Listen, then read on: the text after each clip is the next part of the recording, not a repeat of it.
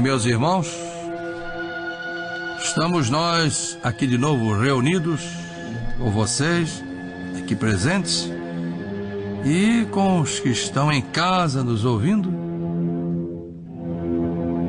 para entendermos bem o relacionamento entre céu-terra, terra-céu. Por isso estamos estudando o livro Nos Domínios da Mediunidade, de André Luiz, psicografia do Legionário da Boa Vontade, Francisco Cândido Xavier.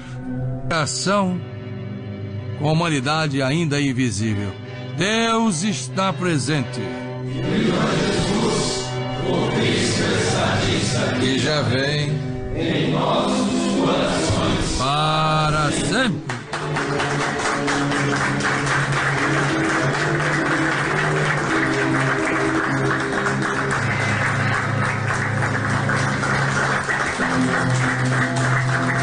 Lemos no programa anterior o prefácio redigido por Emmanuel em Pedro Leopoldo, Minas Gerais, 3 de outubro de 1954,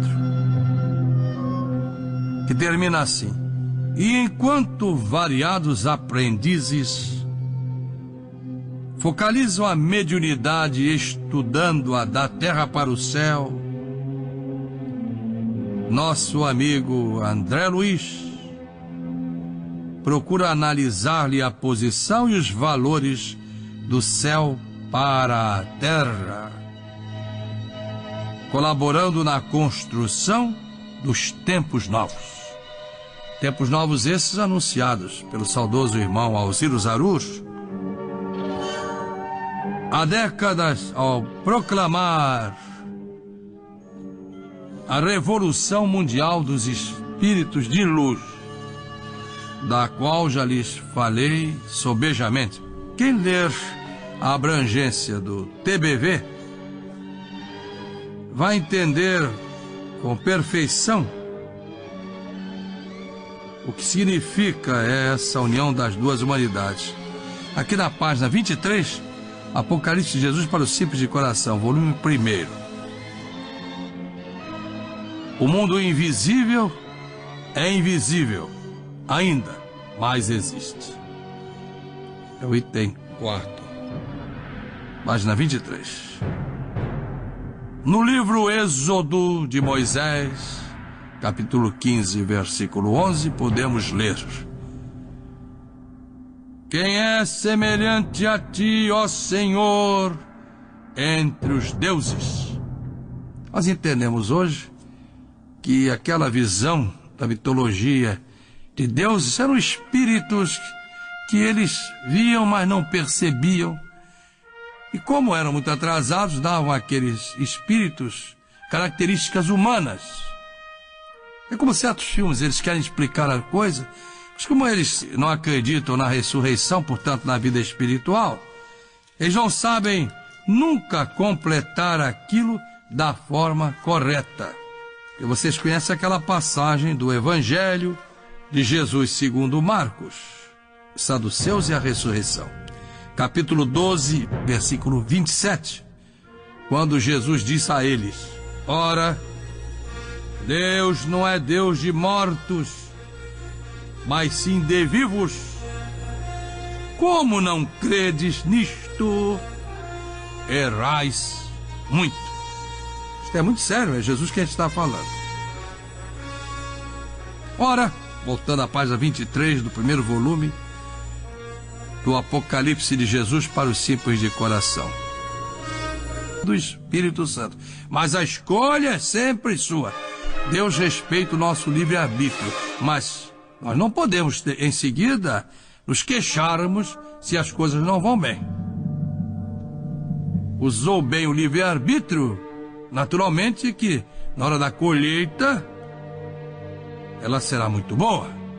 Mas pede Jesus, no Apocalipse, capítulo 2, versículo 10º, que sejamos fiéis até a morte, para merecermos a coroa da vida. Porque tem gente que quer receber logo o pagamento Ora, nós não podemos, nas coisas espirituais, tratar Deus como comerciante, que está lá na sua missão, de receber o dinheiro certamente para movimentá-lo, comprar outras coisas, para ter que oferecer. Esse relacionamento com Deus não pode ser mercantil. Portanto, Jesus deixa claro que é preciso perseverar na fé, ser a Ele fiel até a morte para merecer a coroa da vida.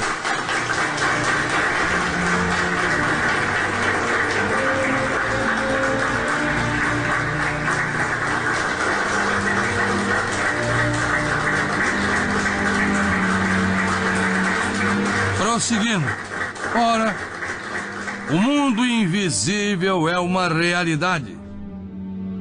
Nele se encontram Jesus e sua divina corte, com os quais devemos nos abraçar fraternalmente, para de lá merecermos trazer os ensinamentos que precisamos para sobreviver na terra e no céu.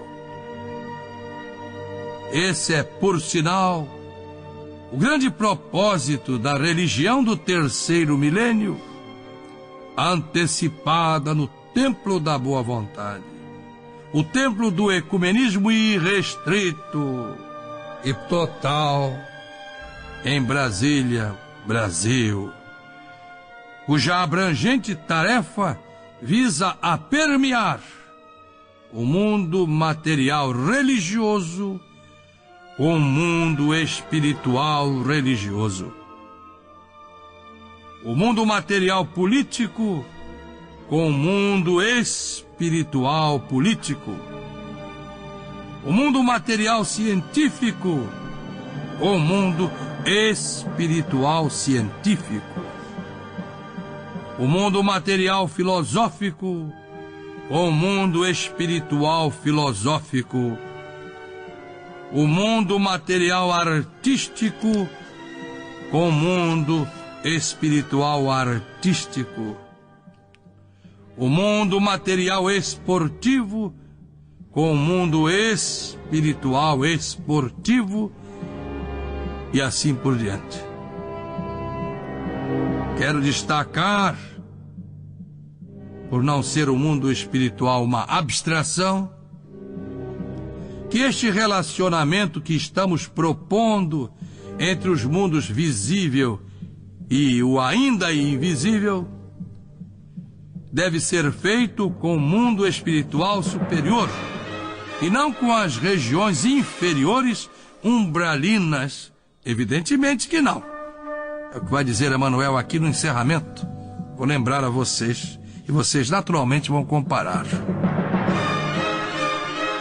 Voltando à página do primeiro volume do Apocalipse de Jesus para os simples de coração. Quais, por exemplo, as consequências de um político realmente saber que a vida continua após a morte do corpo físico? E ainda mais, reconhecer que existem no espaço superior políticos capacitados a inspirar-lhe grandes decisões, se ele tolher o livre-arbítrio. Vejam bem, se ele tolher o livre-arbítrio. Por isso nós temos que ter consciência de que a vida espiritual não é uma abstração, que ela existe. Porque você tratar com o que você desconhece, você já está com metade da partida perdida. E já crescemos muito pelos milênios para ficarmos bancando as crianças distraídas no campo religioso e espiritual. Vamos voltar. E ainda mais, reconhecer que existem no espaço superior políticos capacitados a inspirar-lhe grandes decisões, se lhe tolher o livre-arbítrio, pois o relacionamento será consciente. Uma pessoa educada, uma pessoa evoluída na Terra, realmente civilizada, não quer tolher o livre-arbítrio de ninguém. Quer sim que haja justiça, é claro. Senão, se eu não tolho o livre-arbítrio, então eu vou fazer o que eu quiser. Aí é um bagunceiro, é um caótico. Não é isso, não. O mundo espiritual não é uma abstração.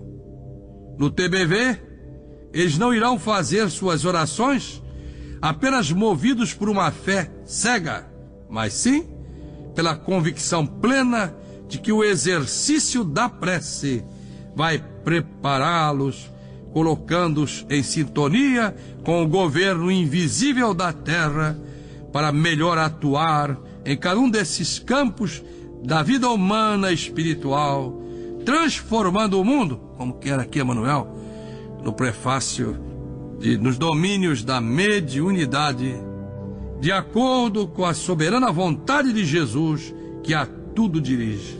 Irão, pois, ao Templo da Boa Vontade, em Brasília, Distrito Federal, Brasil, para, por força do Espírito, desenvolver seus talentos religiosos, políticos, econômicos, científicos, filosóficos, artísticos, desportivos e assim por diante. É preciso que compreendamos também o samadhi dos orientais. E à medida que avançarmos nesses conhecimentos, vamos concluir que a intuição é imediata, enquanto a razão é paulatina.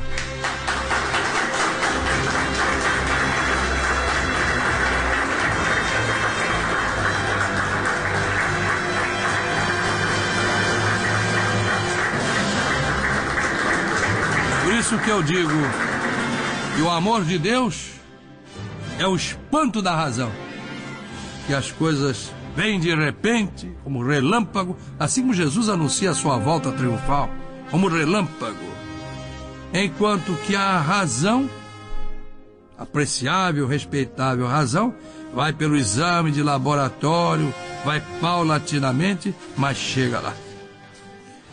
Voltando ao velho Emmanuel, semelhantes verdades não permanecerão semi-ocultas em nossos santuários de fé.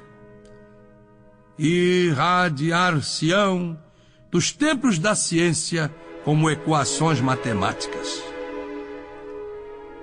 E enquanto variados aprendizes focalizam a mediunidade, estudando-a da terra para o céu, nosso amigo André Luiz procura analisar-lhe a posição e os valores do céu para a terra, colaborando na construção dos tempos novos. Todavia, o que destacamos por mais alto em suas páginas é a necessidade do Cristo no coração e na consciência, para que não estejamos desorientados ao toque dos fenômenos. Quer dizer, como eu digo aqui, na abrangência do TBV, a ligação tem que ser com o mundo espiritual superior.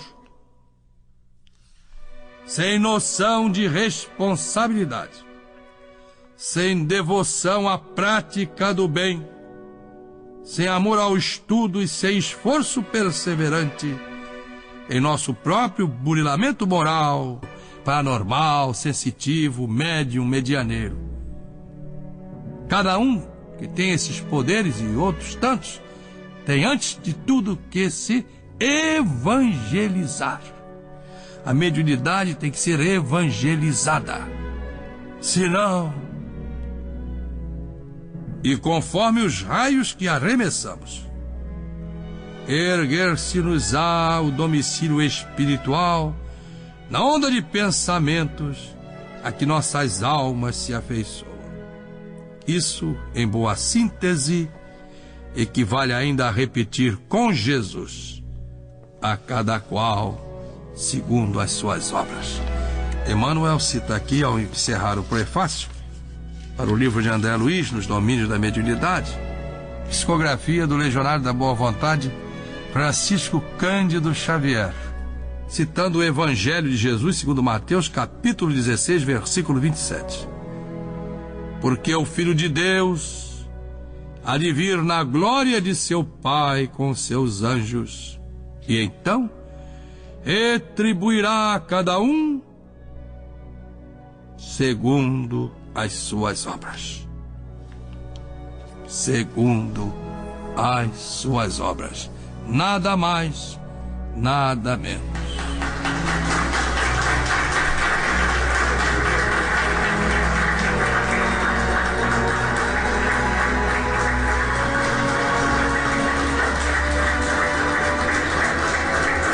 Chico Perior está pedindo aí uma parte. Vamos lá, Chico. Quer falar, Gisele? Ali também a jovem Sandra Albuquerque. Onde é que está o Silmar? Está aí no meio do povo, pode participar. Vamos lá, Chico. Pois não. Os ensinamentos do programa anterior e também desse programa são muito claros quando o senhor vem trazendo a leitura das páginas espirituais e o senhor comenta e destaca aquelas palavras que o senhor proferiu já faz algum tempo, quando o senhor fala da ação compulsória dos irmãos espirituais na vida de todas as pessoas. A abrangência do TBV. Exatamente. Porque, na realidade, no momento em que o cidadão, ele sabe que ele está ligado com alguém, ou para um campo benéfico, ou para o campo maléfico, ele vai começar a tomar cuidado. Claro. Ele vai começar a pensar melhor, né? Vai querer o anjo guardião, não vai querer um obsessor, um diabo, como queiram chamar, encostado nele. Exatamente. E o senhor também destacou com muita propriedade a questão da cidadania espiritual. Porque no momento em que o senhor coloca que o mundo espiritual não é uma abstração, ou seja, ele existe de fato, começa a criar na cabeça de cada um a preocupação do que vai acontecer. A lei que rege aquele mundo. Se ele existe, não é uma abstração, ele tem alguma regência lá, normativa. Portanto, Constituição. Portanto, o senhor está chamando a todos à cidadania, né? Sim. Do espírito. Isso eu deixei lá em forma, naqueles cursos que eu escrevi, na Epístola Constitucional do Terceiro Milênio. Falo do direito à luz, do conhecimento espiritual. Na verdade, a pessoa inteligente hoje, ela não perde nenhum capítulo desses que o senhor está nos dando a chance aí, levando a todos. E também acompanha esse raciocínio, que é um raciocínio novo, porque ninguém trouxe até hoje com tanta explicação como a dialética da boa vontade, e o senhor vem desenvolvendo a necessidade de entendermos essas leis espirituais, como o senhor definiu, que regem a vida dos de baixo, que também, por sua vez, elas têm as suas próprias leis que regem o mecanismo do universo. Então eu achei que essa questão da ação compulsória, ela é muito forte e convida a todos a uma profunda reflexão. Isso é necessário porque isto é preparar os caminhos da volta triunfal do Cristo. Ele disse aos seus discípulos e apóstolos que iria ao Pai e prepararia lugar para eles todos, mas que voltaria. Então Jesus vai voltar. Se vai voltar, é uma presença tão importante, tão divina, que todo esforço que nós fizermos para abreviar a sua volta será pequeno, como na advertência de Pedro apóstolo, quando ele diz que podemos apressar a volta do Senhor pelos nossos atos, pelo nosso comportamento. E é preciso porque Jesus também faz aquele discurso do fim dos tempos.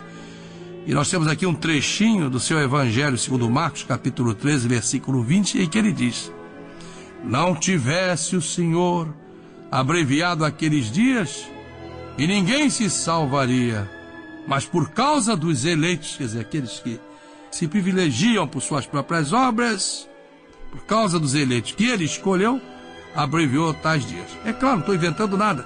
Os escolhidos, Jesus diz quais são. Aqueles que realizarem boas obras, porque ele diz: quando voltar com meus santos anjos, darei a cada um de acordo com as obras de cada um. Só para concluir, por isso que o senhor escreveu aquela belíssima página da série Administrar sob a Proteção de Deus, o senhor destaca que Jesus é a certeza que não frustra. Enquanto muitos estão anunciando o fim das certezas pelo mundo, o senhor faz um destaque daquele escritor francês, o jornalista francês, Morin. Edgar Morin. No Magazin Littéraire de julho a agosto de 1993. E o senhor, em seguida, após os homens apresentarem a sua percepção que o fim das certezas... As certezas estão muito incertas. Exatamente. Aí o senhor, naturalmente, traz essa proposta que, acima de tudo, é uma proposta verdadeira, que é exatamente que Jesus é a certeza que não frustra. Ou seja, o conhecimento das suas leis que regem o mundo espiritual e o mundo material e a sua integração. Lembro também, me recordo daquela página, integra ou desintegra?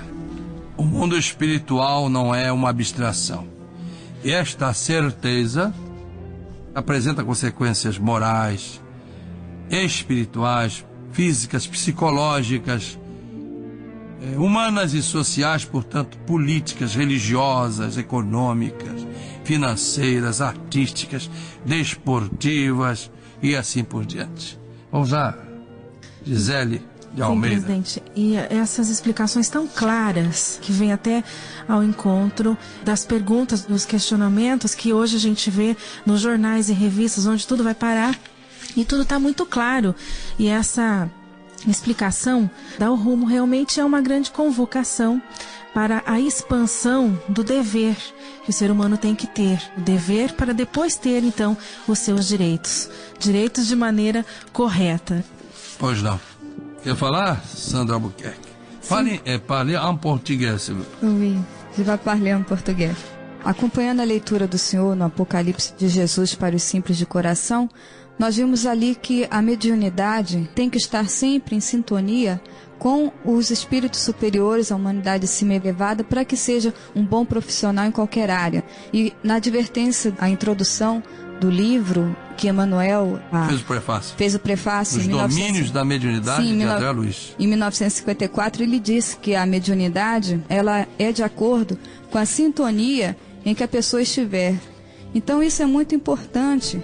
Essa questão de, conforme o senhor também falou, que a prece é para sublimar os nossos sentimentos, a questão da prece, ou daqueles que mesmo podem não acreditar no mundo espiritual, mas acreditam no amor, na solidariedade, no bem, essa sintonia tem que ser constante para que os administradores não tomem decisões que vá afetar contingentes inteiros. O senhor sempre está chamando a atenção para a globalização. É uma globalização material e espiritual.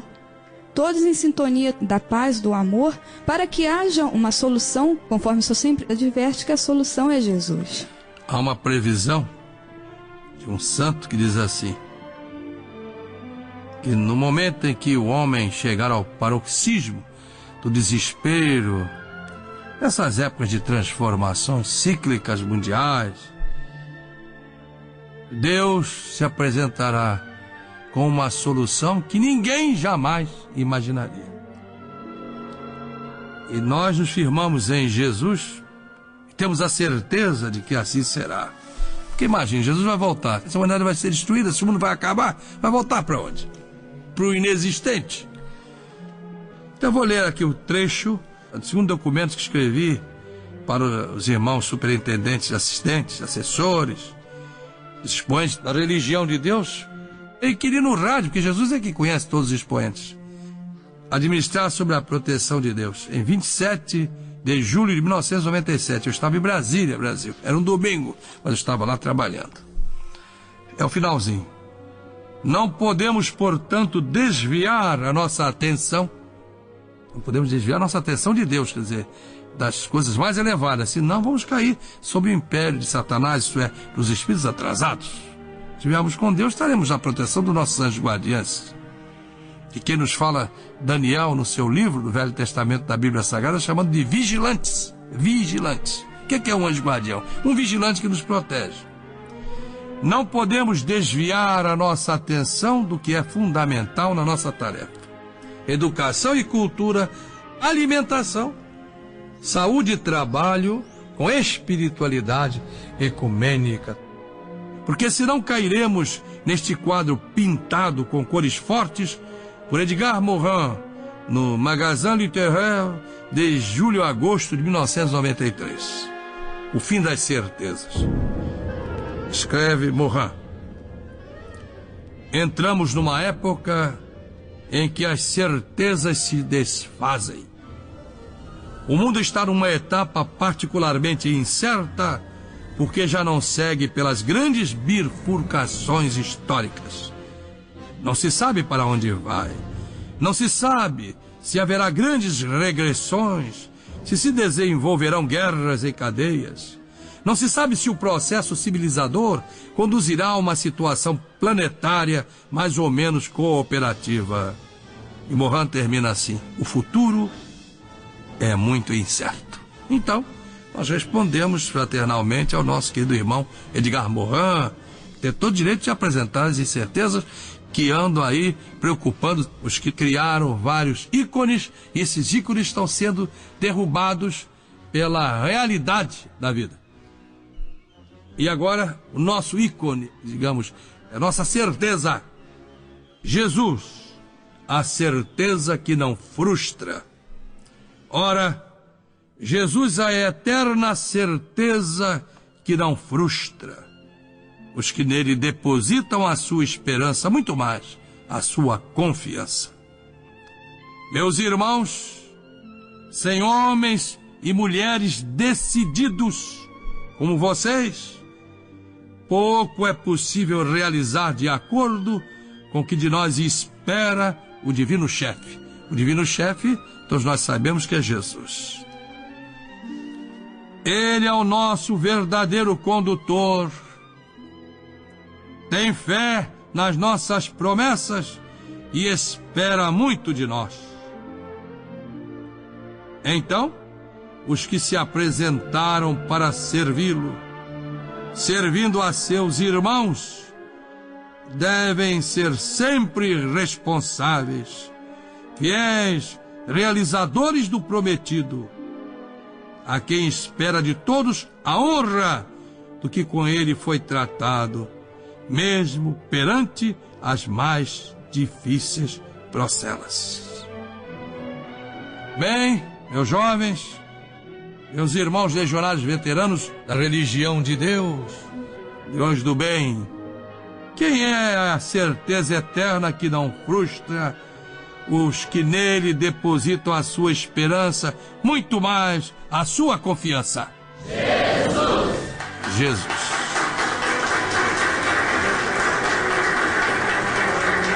Que a paz de Deus esteja agora e sempre com todos. E para terminar, a nossa saudação legionária da boa vontade. Deus está presente. Viva Jesus, o príncipe estadista, que já vem em nossos corações para sempre.